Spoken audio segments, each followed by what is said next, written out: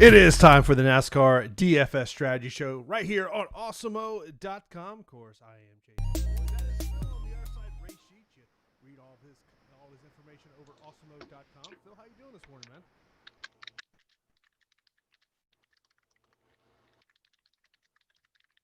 Hey, Phil, Hey, Phil, you should have me, man. Here we go, Phil. A little low here on the machine. I had to boost that audio up a little bit, but it's there now, man. So how you doing this afternoon, man?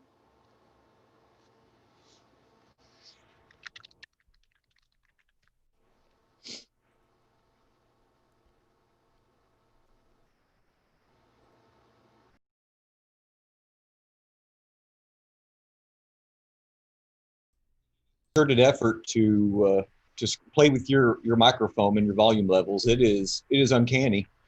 It is amazing. I don't know if you can hear me now. Hopefully you can hear me now.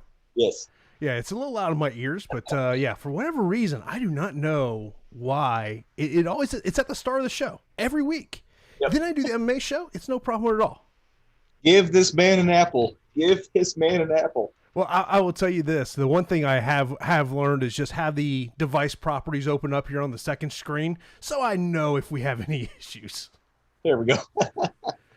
You live and learn with that aspect. But, man, obviously we've got the Bass Pros Shops Night Race. I thought that was an interesting nickname. We put Night Race at the end of the name.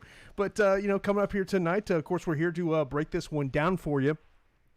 First off, reading some of the content you had over at Awesemo.com, you mentioned about, while from a DFS aspect, it may not mean much in terms of how you view in roster construction, but you mentioned about Matty D and Blaney, how basically they need wins tonight. They need wins to advance to the next playoff stage of where they can potentially go from here. So kind of talk about, obviously I guess motivation would be one way to put it, but what's kind of your thoughts in rostering these guys, knowing what they're going into tonight? Right.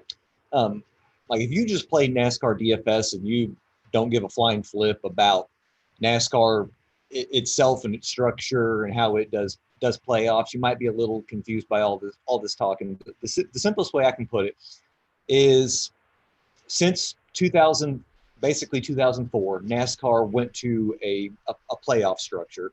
And they've tinkered with it. They continually tinkered with it because it didn't matter what they did. Jimmy Johnson kept winning the championship, so they had to find some new way to try to keep Jimmy from winning it. And in 2014, they went to this structure where the top 12 in their points make the playoffs, and then after 3 races, you kick out 4 drivers from that championship 12, and then it goes down to 8, and we'll repeat this. Mm-hmm. We'll repeat this process until we get down to the final race where we only have 4 drivers that are competing for the championship. So, off the bat here at Darlington and Richmond, Matty and Blaney haven't exactly they haven't put themselves in a position to win. Needless to say, they both have had lackluster finishes. They sit 15th and 16th. In points, they are about 25, 26 points behind the final transfer spot, which right now belongs to Clint Boyer sitting in 12th. They've got their work cut out for them. They are basically in such a hole that, like you said, they have to win this race, or there's got to be some kind of cataclysmic wreck where all of these guys that are kind of like 8th through 12th wreck out, finish last, and then Matt and Blaney can work their way forward. You're kind of waiting on a bunch of unlikely scenarios if that's going to happen. So these guys have to be aggressive.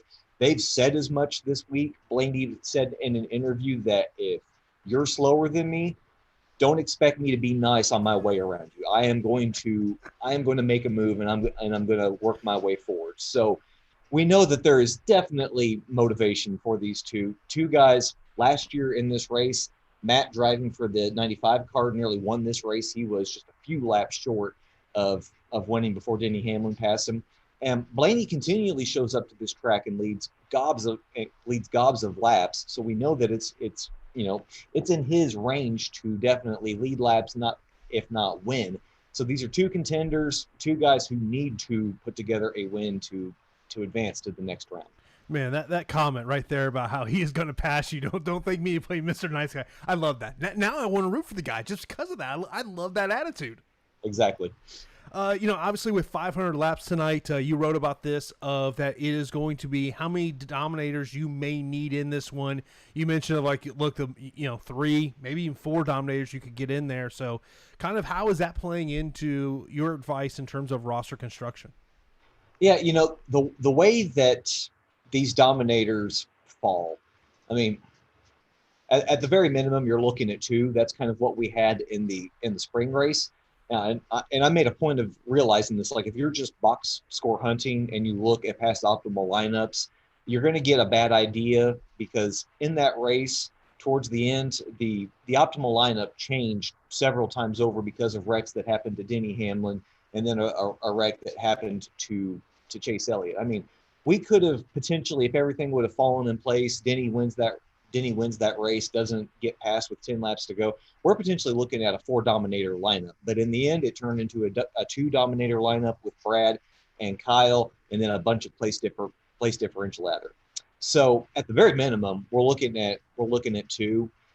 And at the max, yeah, I mean, we could possibly see a 4 dominator build with 2 punt plays. It is definitely possible. We've seen it in the past year at Bristol. So, on the lower end, on the cash end, you're probably looking at 2. But for your tournament builds, you could tell yourself a story where you make 4. Is your thought process different when you're thinking about cash versus GPP? Yeah, because I mean, this is a tough race trying to nail all 4 of the top lap leaders, because in the end we probably will see at least 4 drivers lead 10% or more of this race. But nailing who those drivers are, it's always a tough fight. I mean, me personally, Bristol always wrecks me. Like, I always lose money regardless of what Bristol race it is, what year it is. I will always lose money at this race because I end up not being able to project who those different drivers are. Sometimes we have these crazy scenarios where guys that you wouldn't project to lead laps whatsoever end up finding their way to the lead and sit on the lead, like a Clint Boyer or like Matt DiBenedetto last year. So, on the safer end, I want to go with 2 for cash, the 2 drivers that I feel like I can safely project to lead the most laps. But then for tournaments, it's really just a bunch of playing around with lineups and trying to find different combinations of these guys. Yeah, I'll tell you, when I was looking at the big GPPs on both sites, DraftKings and FanDuel, the thing that stuck out to me is if you're looking for the bigger prize, it's definitely on the DraftKings side of things at the $50K for their big GPP, where I want to say it was $10K on FanDuel, I want to say, in terms of their big GPP. So if you're chasing those big money, DraftKings is where to be today. Yeah, and that's where we worry more about these dominators. So. And in terms of let's get right into tier 1 here. We've got Denny Hamlin in this tier. Of course, he's the most expensive driver on DraftKings. He is $12,000. Kevin Harvick, $11,600. Brad Keselowski, who you've wrote about this week a lot, he's $11,200. Chase Elliott, $10,700. Kyle Busch, $10,400, and Martin Truex Jr. at $10,000. And the driver who has the worst starting position in this tier is Kyle Busch, starting in the 9 spot. Yeah, this is your premier range of where you're looking for potential dominators at. But before we got on, I looked at Alex's top driver tool, and I'm pretty sure that everybody except for one of these drivers, like 3 of your top 4 potential dominators, Alex has projected coming from this group. Start off with Denny, 12,000. It's expensive, but remember, we have 500 laps. So, I mean, there are definitely inroads for Denny Payne off this salary. You go back to the spring race, late spring, early June, whatever you consider the last Sunday in May, and Denny was the best driver. He led the most laps. I believe he led 130, 131 on the day. He was 10 laps away from winning this race. He ended up getting past, but even when he got past, Joey Logano put his rear fender into Denny's tire. cut it down, and Denny's day was over from that point. Basically, in this same race last year, Denny ended up winning. Denny's run really well here. You know, we always know when it comes to Joe Gibbs, the short track package is amazing. They always do extremely well. You kind of worry, like what we've seen recently of Denny. Like he's finishing well, but he's not exactly, you know, a guy that you would consider a potential dominator. Like if I look at his look at these finishes, you know, 13th at the Darlington race. Denny is a tough cookie because I want exposure to Denny, but God, I really like what I can do with my lineups when I go cheaper with Brad, with Chase, with Kyle. You know, when we go down the tier, those other guys. I think probably on the safer end, Denny is more than likely going to find his way to the lead, but I don't know if I can project him to be the top lap leader tonight. You know, we by the way, if you do have any questions, you can hit those up in the premium Slack counter in the NASCAR channel. Also, leave it on YouTube, or you can tweet at me at Jason_Floyd. Got a couple of tweets already in here. Question in relation to this tier one of drivers. First, a question that was related to. We got two questions about stacking two Penske boys. One was with Chase Elliott. Another one was just in general of stacking two Penske drivers. You know, you could very well find yourself playing all of the Penske drivers tonight, just because they've all been really they've all done well here at Bristol. Whatever race notes that Penske has in general towards Bristol, they've worked well. It's hard not to go with Brad. Brad has been excelling. We saw what he did last week at Richmond. He's on the pole. You look at the race trends. I highlighted this in the article, but if you have the race sheets and you go look at the start finish heat map, and you look at who's done the best, the pole sitter, best average finish, 3.4, 3 of the last 7 wins, averaging 118.3 laps led, 39.7 fastest laps, 88.86 DraftKings points. I mean, the pole sitter has done extremely well here at Bristol, and the only question is, can I see Brad being a potential dominator, or perhaps even the top dominator from this position? And the answer is yes. You know, this is the same tire package that they ran in that May race. Brad ended up leading. Let me look here at Brad ended up leading 115 laps that day from the pole position. Yeah, his average position on the race was 7th, so he kind of fell back when he didn't have clean air on his side. But I mean, we're in the same position that we were in that race. Starting on the pole, can he lead? And the answer is yes. If you're looking to stack the drivers, Joey, he's definitely in the consideration, starting second.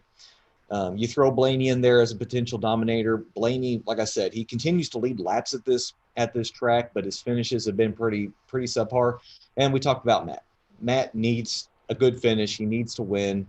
He's underpriced at 8,100. His price is a little up there on FanDuel, but he's got place differential. We know he needs to get to the front.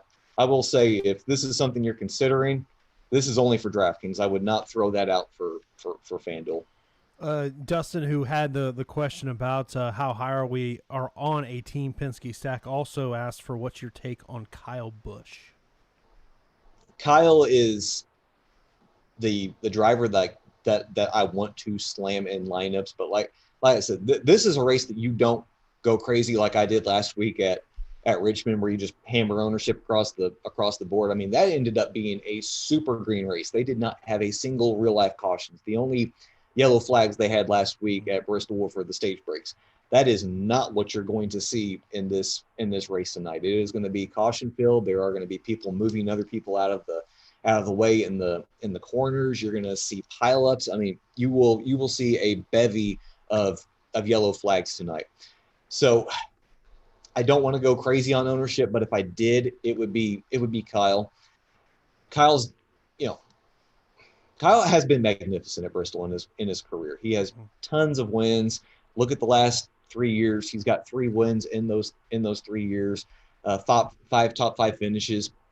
He's averaging the most laps led, averaging the most fastest laps during that time.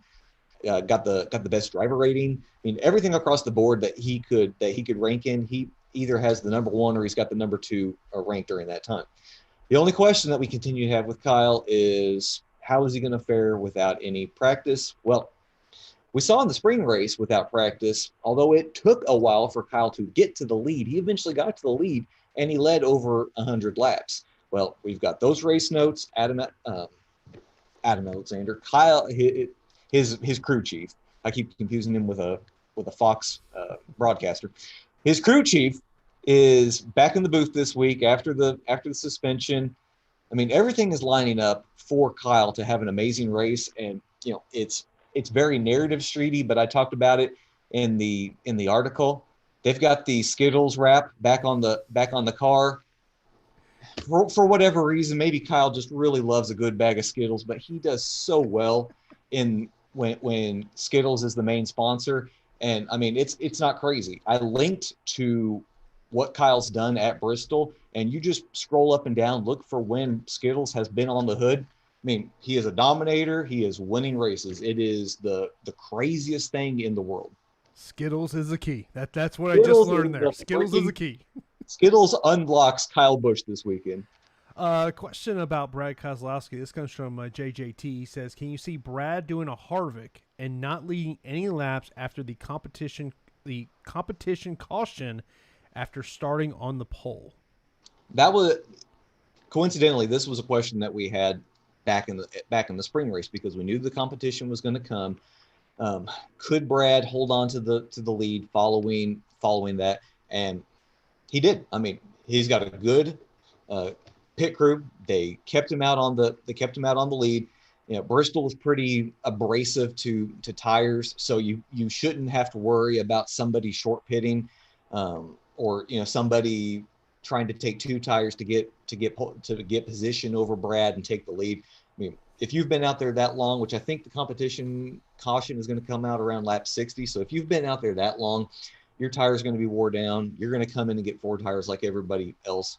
I think Brad is definitely more than capable via his pit crew of keeping that lead after the comp. Of course, this is the NASCAR DFS strategy show right here on Awesemo.com. And if you want to get access to all of the great premium tools that we have over at Awesemo.com, you got to sign up for an Awesemo Plus NASCAR weekly pass for $9.95. This gives you full access to our leading driver projections, ownership projections, and the top drivers tool. There's never been a better time for NASCAR DFS, so get on the track today. Also, we do have a bunch of free premium content up at Awesemo.com today. The free premium content is the NFL Express Top Stack Tool, NBA ownership rankings, and MLB ownership projections. So you got to check out that right now at Awesemo.com. And, of course, you can read all of Phil's articles that he has written about this week. You know how much he loves Brad Keselowski. Another guy that you have talked a lot about this week is in Tier 2. And that's Joey Logano, starting in the number 2 spot, 9,700 on DK, 12,500 on FanDuel. Does Logano have a higher ceiling than Keselowski? He very well could. Like, the one thing that I worry about with Brad is Logano is such a good restarter. Like, he is fully capable of beating Brad off the line on that initial restart and just taking the lead from Brad. You look at Logano's recent runs here at Bristol, 21st back in the spring, but if you remember that race, he was 2 laps away from winning before Chase Elliott drove into the side of him, put them both in the wall, and then he finished back there. 16th last fall in this race, but then a 3rd, 4th, 9th, 13th, and a 5th. So, I mean, if nothing else, Joey's capable of bringing home a top 5. It's just, what is his potential as a dominator? And it's definitely there. We're seeing something positive out of Logano, because I mean, kind of during the summer, he was just there. He was just kind of driving around, top 5, top 10 driver, but he definitely wasn't a guy that you were considering to lead laps. And I think we're getting back in that fold with Logano. If you're choosing just one, my heart says go with Brad, but our ownership says that a lot of people are taking them both. In fact, if you are considering that Penske stack and you play the ownership game, you might want to get off of that, because looking at ownership, it looks like a lot of people are considering the Penske stack. Yeah, there's another driver that's getting a lot of ownership, and I know someone had mentioned this question a little bit earlier in chat, and when I was doing some dummy crunches before the show today, this driver was coming up a ton, and that's Jimmy Johnson. And it did not matter whether it was DraftKings or FanDuel. Did dummy crunch on both of them. Jimmy Johnson was coming up a ton. Yeah, I mean, Jimmy is the perfect jumping off point for. We have a driver starting 24th with lots of place differential that's underpriced. He's only 8,600 on DraftKings, 9,400 on FanDuel. With that price decrease and his place differential, can he possibly outscore a third or fourth dominator? A fourth dominator, it's definitely within his realm to do this. Jimmy was in a similar position in the spring, starting in the 20s, and raced his way up into the top 5, the top 10. And thanks to the Hamlin wreck, thanks to the Logano and Elliott wrecks, found himself in third place by the end of the race, and of course in the optimal lineup. So I think for cash, you go your top 2 favorite drivers to lead the race, but then instead of trying to force in that third driver, you're probably looking at getting Jimmy in there because he saves you salary and he gives you such a good floor based off of that place differential. We talked a little bit about Ryan Blaney a little earlier, starting 14th, 8,800 on DK, 11,300 on FanDuel. And Philip had asked this question. He says, how high are you guys on Blaney?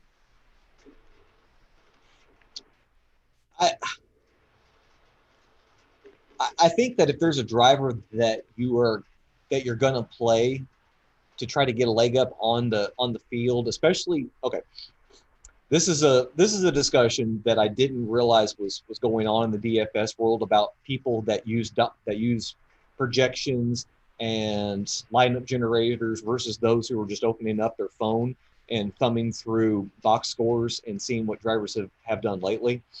Like, this is something I was totally unaware of, because I figured that in the year 2020 we had progressed that where the majority of people have moved on to projections and lineup builders, but apparently more people than I thought are still building lineups by hand. So if the majority of people are still building lineups by hand, they're looking at Blaney's recent runs, not here at Bristol, but they're just looking at what he's done recently. Mm-hmm. They're looking at these finishes and they're saying, no, I don't think I want to do that. In fact, even if they're looking at past Bristol history, I mean, they're looking at a driver that's only averaging 37.3 DraftKings points. He's got an average start of 7th, but he's got an average finish near 20th over the last 7 races. He finished dead last in this race in the spring, thanks to him spinning out and then getting hit by Ty Dillon. If there is such a thing as recency bias, this is the driver that you say, you know what, we're going to fade the noise from the field and we're going to play Blaney. He has been so good here at Bristol. He has led tons of laps. You go past what he did in the spring. He's finished 10th. He's finished 4th. He's finished 7th. And then he had another wreck. Before that, he finished 10th. And then he had another wreck in the spring race of 2017, and he finished 33rd.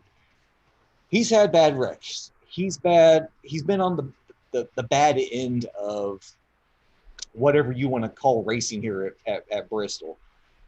I think that Blaney, at his price at 8,800, his potential to lead laps, what he's done in this race before, he makes an amazing play. Somebody to get over on the field of.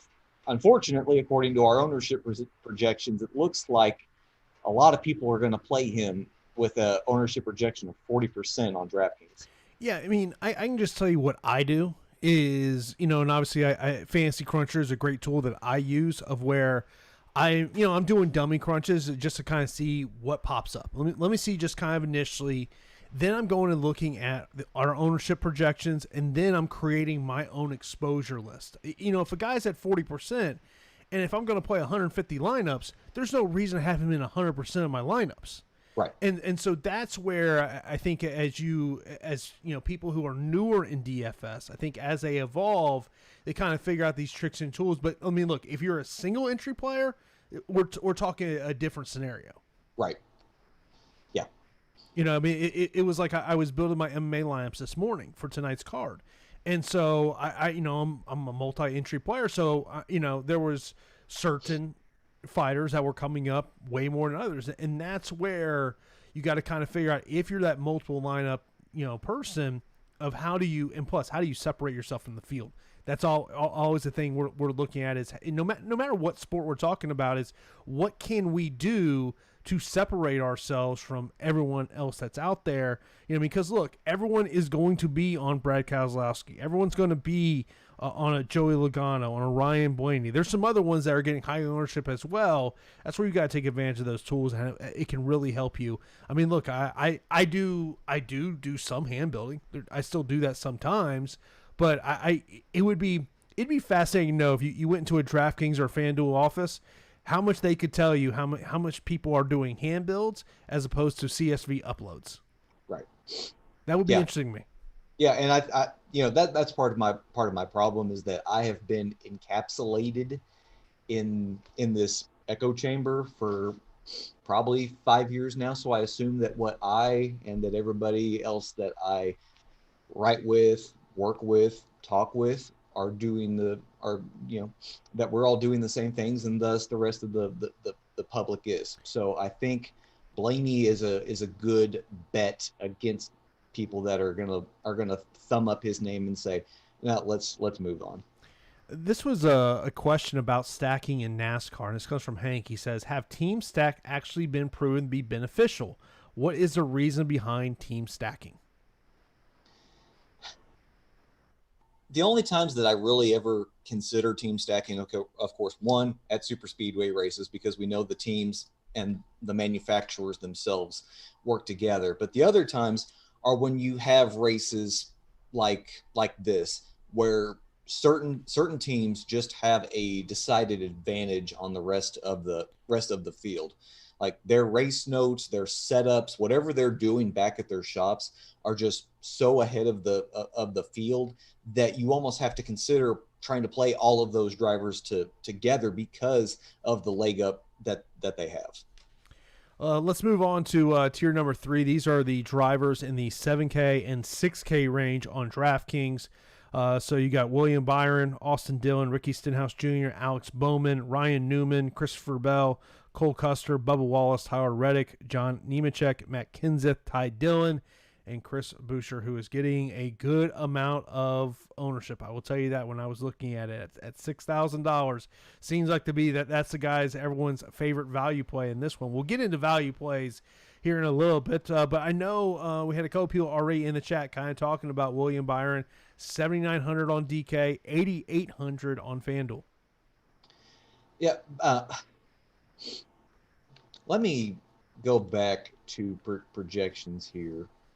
Yeah, we've got Byron at 8%, which is preposterous. I mean, Byron has been a good Bristol driver in his own right. You look at these finishes. He finished 8th in the spring. We know motivation is there because he needs a good finish himself to kind of cement his way into the playoffs. Yeah, he's I don't get single digits on a driver starting 15th or worse that can hang out throughout the race, move up a couple of spots and get you place differential. Now you don't play Byron in cash. I mean, that play, he has 25 spots that he could possibly lose if something happens in front of him that's beyond his control. But in tournaments, that's a great place to go.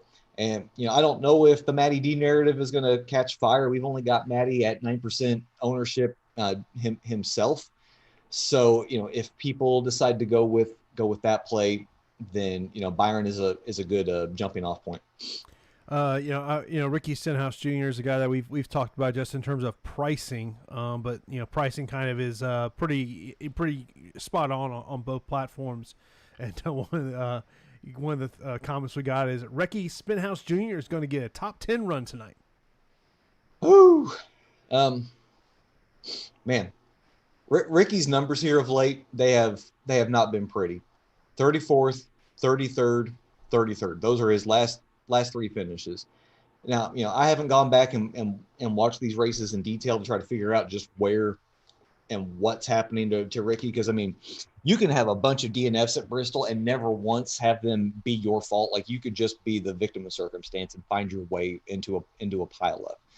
But you have to consider, okay, what is Ricky's ceiling in this car with a 21st starting position? He doesn't have that much place differential. He's really not that cheap. He is just, you can kind of hold out hope for a top 10 finish. Like in the last 3 years, he has a 4th and a 9th year. So, when he survived attrition, he's found his way to the top 10. But of late, I'm not seeing it with Ricky. In terms of Alex Bowman starting 8th is a guy that we pretty much talk about every week. Tyler Raddick, we know he's on the best friends top 8 list for you. Is the fathead back on the wall for this week for Tyler Raddick? Tyler is a tough pickle this week. Tyler was a victim of circumstance in that spring race. He was a guy that I was high on starting 21st, and he finished 36th. Lost all the place differential. He was definitely not a good play. In fact, I believe in that exact same wreck, Cole Custer got caught up, and he finished 35th. So, and I don't want to look back at Bristol results for Custer, for Bell, for Raddick, because I don't know how much they're truly gonna correlate, because God, the level of competition in those races versus what they've got today, it's just nowhere close. Starting 17th, he's got GPP appeal on DraftKings, not on FanDuel, but he's probably not a guy, I hate to say it, that's going to find his way into a lot of lineups. The guy that has found a way into a lot of my lineups is priced right above him on DraftKings, and that's Bubba Wallace starting 27th.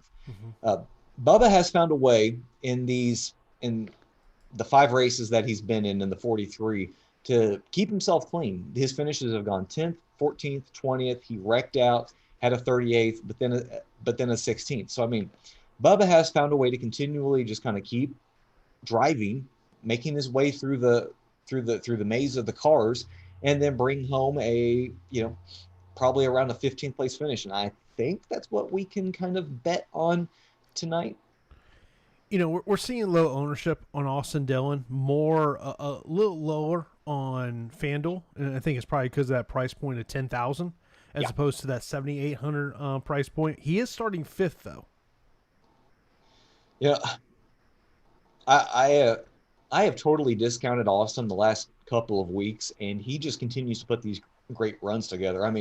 Austin was so good.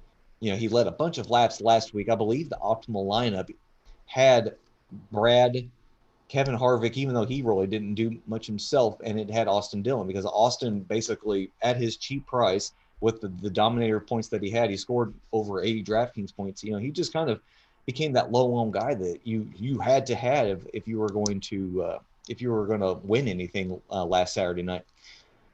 At 10,000 on FanDuel, he's got to be hands off unless you truly do believe that he's going to be one of the top 3 lap leaders. And based off of what he's done the last couple of weeks, I don't think you can rule him out, but I don't have him highlighted as a dominator option. At 7,800, the debate gets a little bit different on DraftKings. DraftKings is not pricing in his recent history; they're just pricing in where he's starting. Could Austin lead some laps tonight? It's definitely it's there. but can I project him to lead at least 10% of the race? And I'm for my money and for yours, I'm going to say no. I'm going to say Austin, a top 10 finish. Yeah. And I mean, if you want to pay a top 10 finish like what he did in the spring at 7,800 and kind of hope that the guys around him, they don't pick up positions, they possibly wreck out, then yeah, that's a way to go. But as a potential dominator, I don't think I can get on board with that. The driver, and this is on DraftKings. He's not getting near the ownership on FanDuel that he is on DraftKings. That is Chris Buescher, starting 23rd, 6,000 on DraftKings. Is he your favorite value play of the week? On a week like this, probably not. Like the ownership is really confusing me on Buescher. Like initially, I didn't list him as a tournament play. I didn't list him as a cash play. There are cheaper guys that I prefer than him for cash.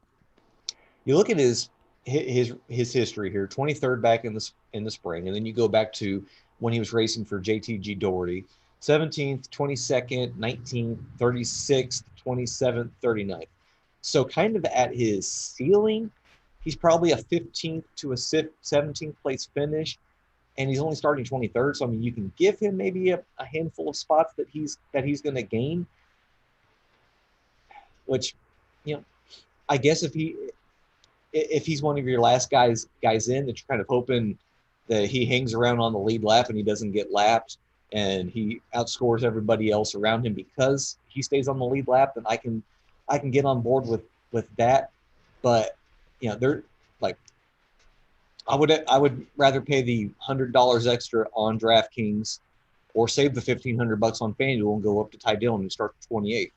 Michael McDowell starts 26th and is cheaper on both sides. Ryan Preece, who has one less position to gain, but actually has a better average finish than Chris Buescher, is cheaper. I think if you're looking for a cheap guy where the ownership could be concentrated around to get off of, I think Buescher's the guy that you heck, you could even fade Buescher and probably get yourself a good leg up on the field. By right now in chat, Joey, he's going to be giving away a free NASCAR weekly pass in chat today. Just so go right in that chat, tells you exactly what you got to do. So nice little giveaway that Joey's got going on here today. As we move into tier number 4, so this is drivers in the under 6K and below. We'll start off here with Joshua. He says, last spot in one of my 3 max entries, Buescher, Ty Dillon, or McDowell DraftKings. I think I'm going to go with Ty Dillon. He's got the most place differential. He's got the best driver rating. His average finish is the best too, and it's dragged down by what happened in the spring. He's the driver that couldn't miss Ryan Blaney after he spun out and T-boned him. But Ty was probably in line for about a 21st or a 22nd place finish that day. I think Ty gives you a better floor than both of those guys. And if you look at Ty's numbers here at Bristol, he's got a couple of 15th place finishes. So starting 28th, if he can get back to that because it's a wreck-filled race and he keeps hanging around, getting his lead back, then, I mean, that's going to definitely pay off more than what Buescher or McDowell can do for you.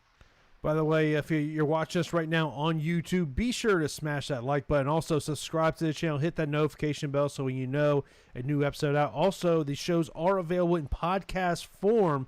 Just go to Awesemo.com, click the Awesemo Podcast Network, and that'll exactly give you links to everywhere where the show is available. Now, I mentioned about the favorite value play. Punt play is another term that we talk about in DFS.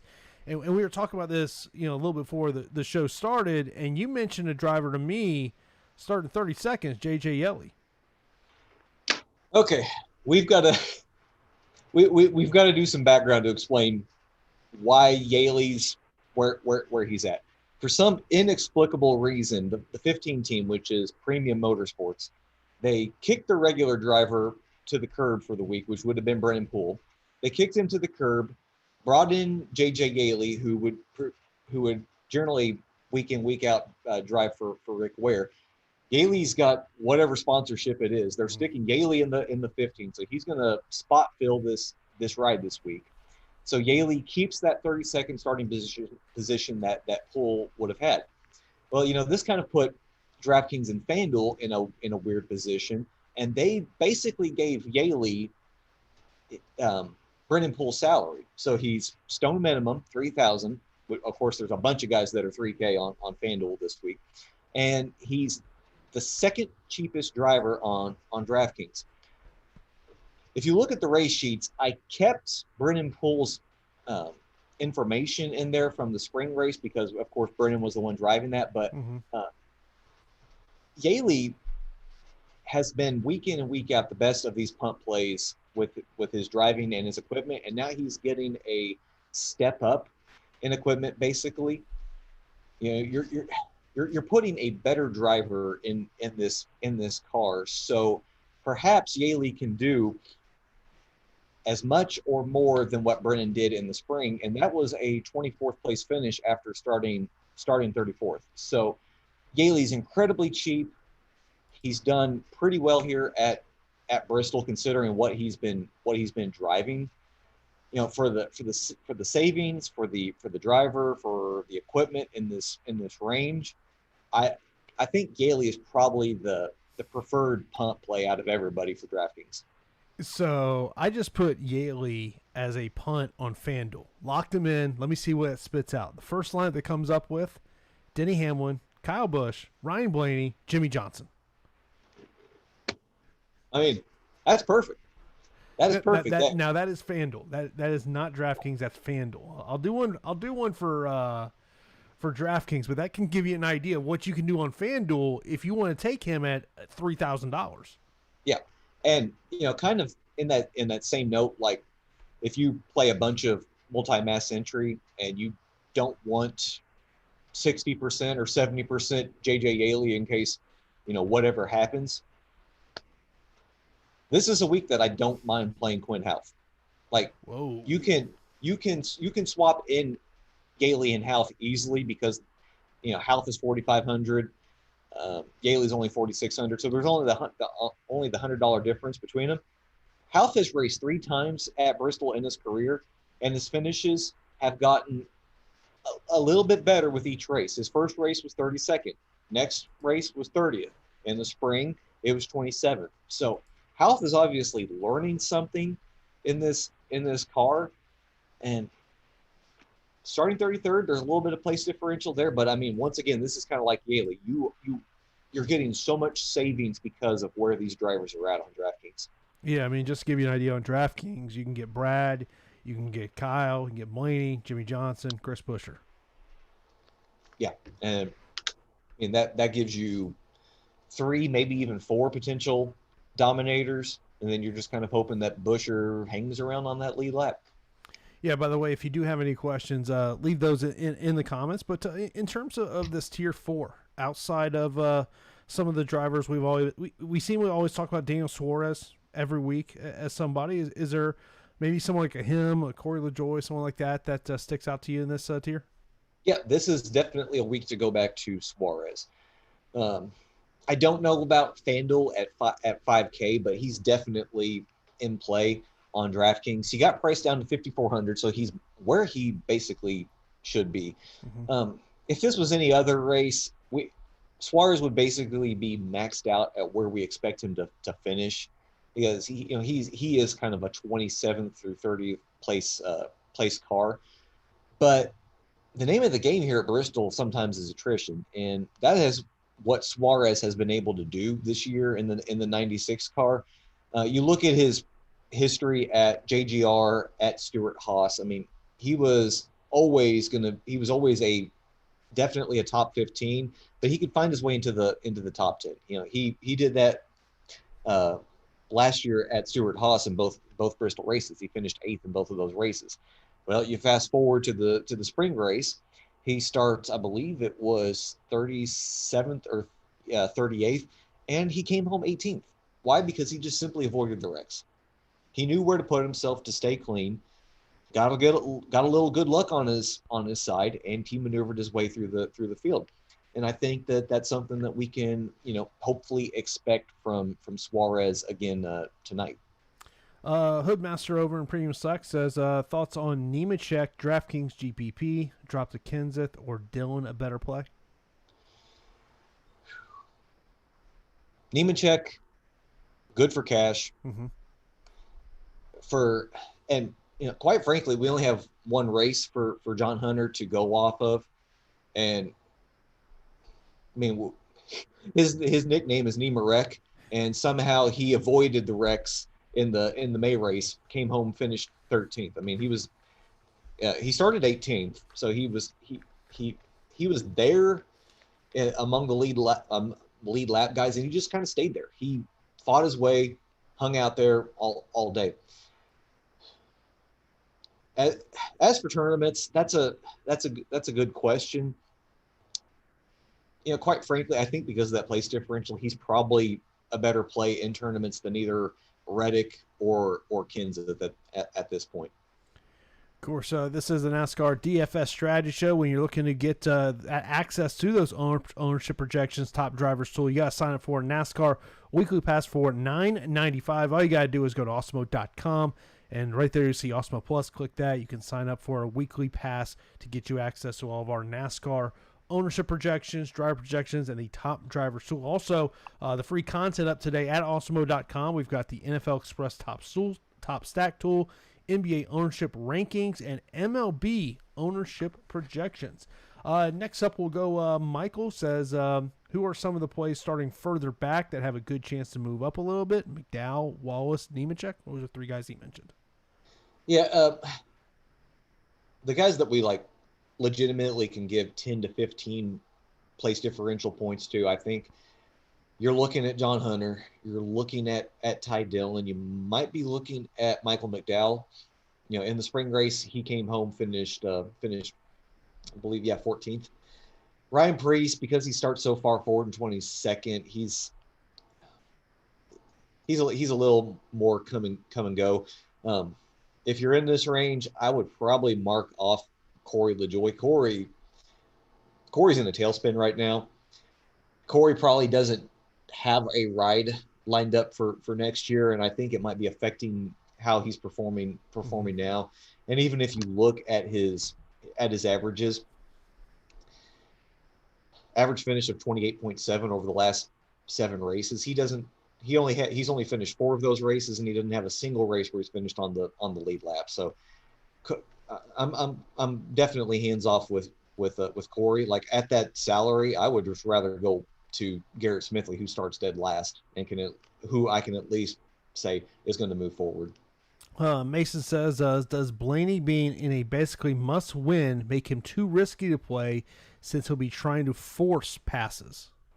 I mean, that's definitely on the table. That's one of the things that you have to worry about with Blaney, is that in the pursuit of being aggressive to get to the lead, that he just overdoes it and, possibly cooks his tires on the way, because, that is one of the things that's going to happen, is that if he's being too aggressive, he's going to pass people initially, but then he's going to just cook his tires, and he's going to get stuck, and then they're going to be left with doing stuff on pit road trying to get him to the lead. Blaney's been so good, and perhaps this is the race that he puts it together and wins. But I mean, that is a legitimate worry that you can have with Ryan tonight. Same thing with Matty D. Who is a driver that's low owned that sticks out to you the most? Is there someone in particular when you look at, say, they're under right now 15% ownership, that you stick out to you and say, you know what, man, I think that's a spot we can capitalize on? We have Eric Almirola sitting at a donut. We've got Eric Almirola sitting at 0. It's probably 0 point whatever percent. If you're, he starts 10th. You need a top 10 finish out of Eric, and quite frankly, if you look at his finishes, it is pitiful. 29th, 37th, 31st, a 6th, and then 37th and 22nd. So, I mean, God, if you're wanting to fade a guy because of track history, which is why I'm not really that high on Martin Truex Jr. tonight as a potential lap leader. God, with what you have to do to get over the field at 0 point whatever ownership for Eric Almirola as a GPP play in your lineups, I mean that's so inconsequential. It's crazy. Another question we got here. This is from Force. He says, thoughts on using Harvick or Truex Jr. as a contrarian dominator choice in a 3 max?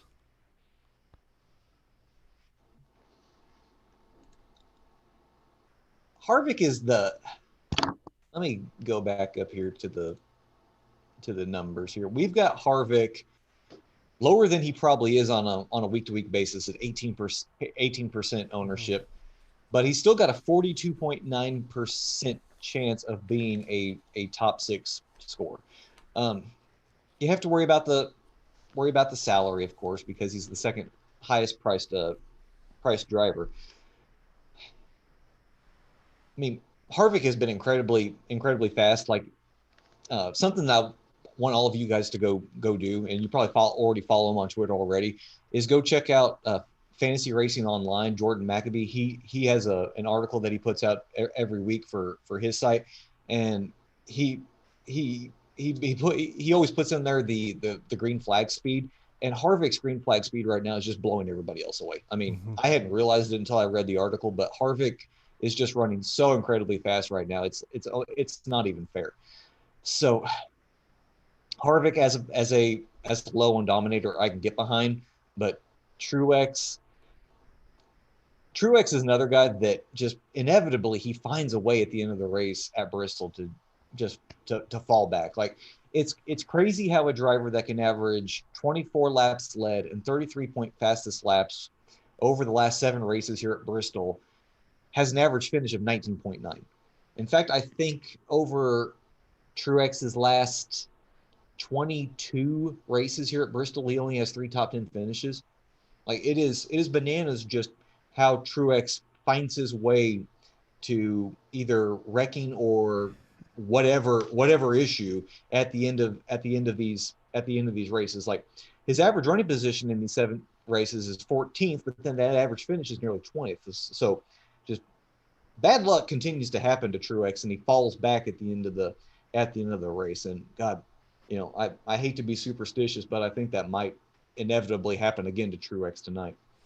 You know, just kind of looking at some other names that we really haven't, I feel like we haven't touched. I don't feel like we touched on Eric Jones much at all. I mean, he's starting 20th, 9,400 on DK, 9,200 on FanDuel. Clint Boyer starting 11th, 8,400 on DK, but 10,700 on FanDuel.